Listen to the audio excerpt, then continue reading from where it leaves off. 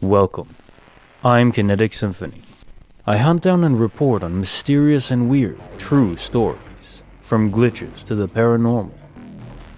Case file number 663, written by Connosu, the Green Jacket.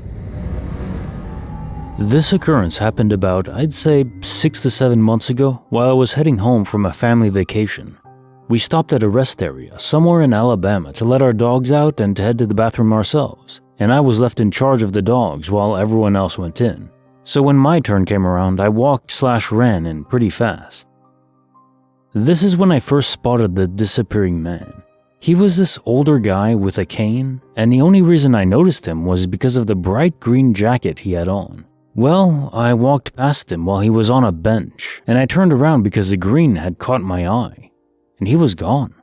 Sure, he could have gotten up fast. Maybe he was just a fast old dude I didn't know. So I headed in and used the bathroom. So when I finished in the bathroom, I'm walking out and see the same guy walking in front of me out of the doors. I look down at my phone, and when I look up, the guy is gone again. I sped up and looked out the doors left and right to see if I could spot him, but he was completely gone out of nowhere. One of the weirdest experiences I've had, really. It may not seem like much, but it was quite odd. Case file number 664, written by True Gamer 1995, of Mercurial memory. This weekend, I recently moved back into my childhood town with my girlfriend. We are very happy about the move, and I called my dad to tell him we are fully moved in. We start to reminisce about the 15 years of memories we had in the town and the different apartments we lived in the town over the years. Both me and my dad have crazy good memories of even the smallest things. As we kept talking about the different places, an odd, creepy moment happened. There was one apartment we only lived in for a year, and at first, he couldn't remember the apartment at all. As we kept talking about it, we figured out the creepy part. My dad remembers everything around the apartment and events that happened outside of it, but for some reason, we couldn't remember one thing in the apartment. Not any furniture or events in it at all. We literally remember the ugly dark green front door, complaining while carrying groceries up the 3 flights of stairs that had green rails that matched the door, and a bunch of other things, but nothing inside the apartment. It's almost like we stop existing once you enter the apartment. We actually remember the tour of the apartment and the brown bearded guy who showed us the place, and we remember shaking his hand and sealing the deal. But never what it looked like inside or anything happening in there. Has this happened to anyone else? How does this happen? Case file number 665, written by Juan Cloaked Stone. Hi, Jennifer. People, mostly people I barely know, but I have told my name to before, like patients at my job for example, always call me by the same wrong first name. Every single time someone gets my name wrong accidentally, like we're all called someone by the wrong name by accident, the name they call me is always Jennifer.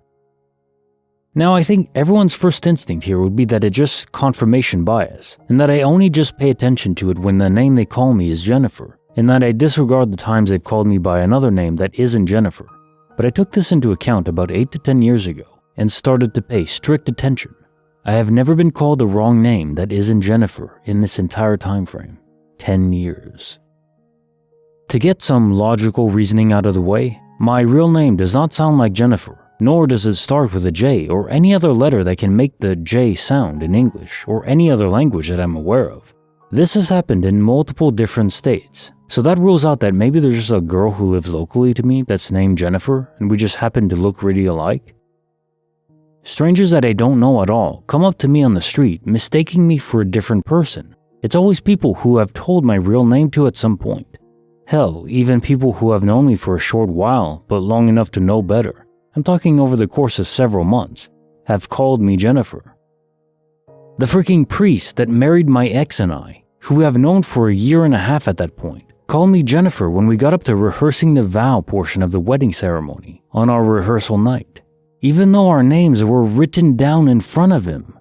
I freaked out that he might do the same thing during the actual ceremony the next day, but he didn't, thankfully. He called my ex by his correct name. I do not believe that I look like any celebrity that I know of named Jennifer, and I have never been told that I look like a celebrity named Jennifer.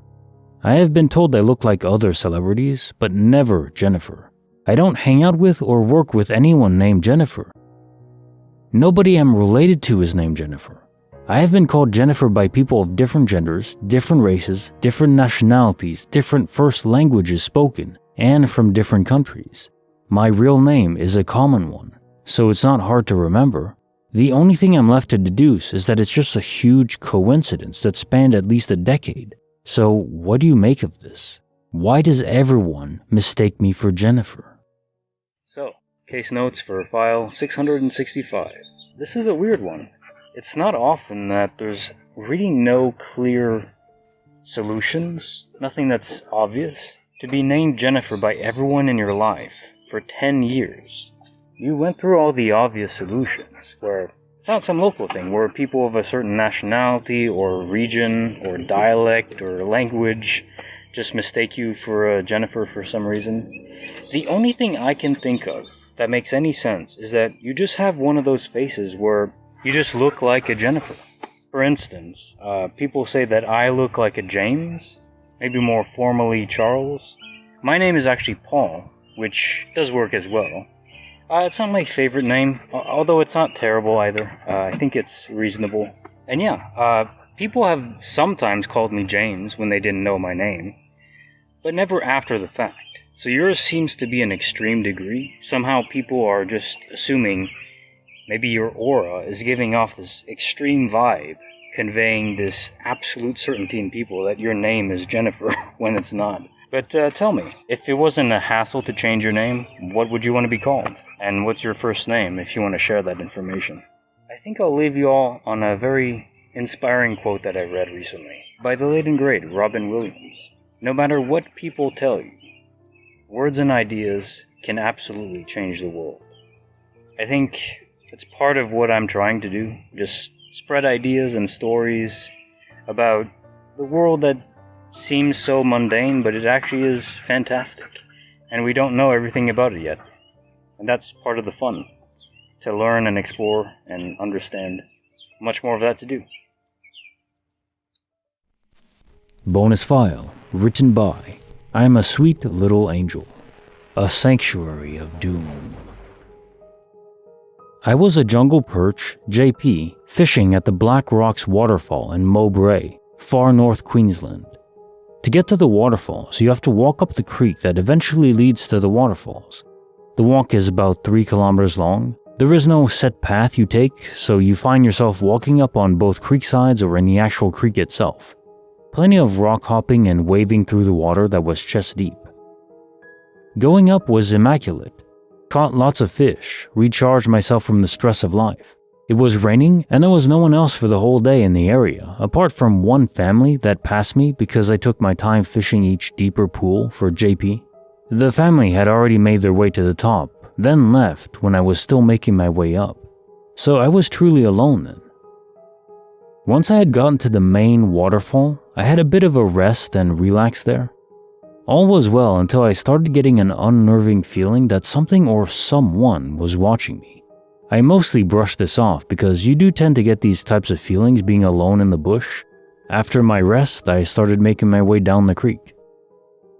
However, the feeling did not leave. It wasn't overwhelmingly strong, so I kept on brushing it off. I decided that I would only fish the main pools that I had some luck in on the way up. Also, you don't catch as many JP downstream due to them mostly looking upstream for prey.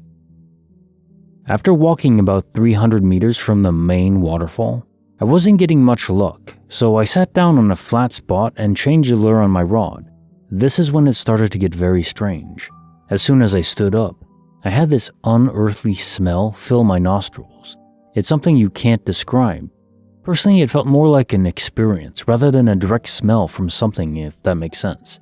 If I was going to compare it to a smell, it would be similar to really bad smelling sweat mixed with rotting fresh fruit and wet car carpet or dog. After half a second of smelling this, I instantly went into this very confused trance. I didn't know where I was, briefly, and felt very confused and lightheaded. I would say this lasted for about 4 to 5 seconds, but it could have been longer as I didn't really have a sense of time during it.